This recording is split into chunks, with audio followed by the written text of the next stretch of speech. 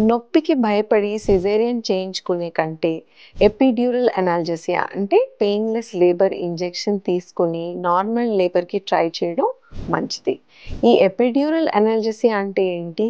మన వెన్నుపూస అంటే వెన్నెముక నుంచి వచ్చే నరాలు ఏదైతే నొప్పిని బ్రెయిన్‌కి అందజేస్తాయో, ఆ నరాల్ని మొద్దుబారుస్తుందనమాట. ఒక చిన్న ట్యూబ్ ఎపిడ్యూరల్ క్యాథీటర్ అనే ట్యూబ్ ఇన్సర్ట్ చేసి అందులోంచి ఒక మందు ఇంజెక్షన్ ఇస్తారు. ఆ ఇంజెక్షన్ వల్ల ఈ నరాలు మొద్దుబారిపోయి ఈ లేబర్ పెయిన్స్ అనేవి మనిషికి తెలియకుండా చేస్తారనమాట.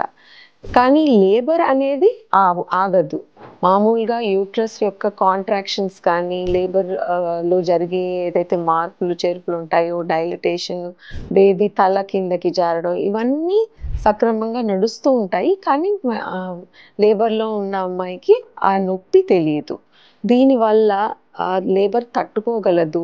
సిజేరియన్ కావాలి అనే డెసిషన్ మారుతుంది. సో, ఈ epidural analgesia or painless labour facility ఎక్కడుందో అక్కడ డెలివరీ చేయించుకొని మీరు నార్మల్ డెలివరీకి ట్రై చేయొచ్చు.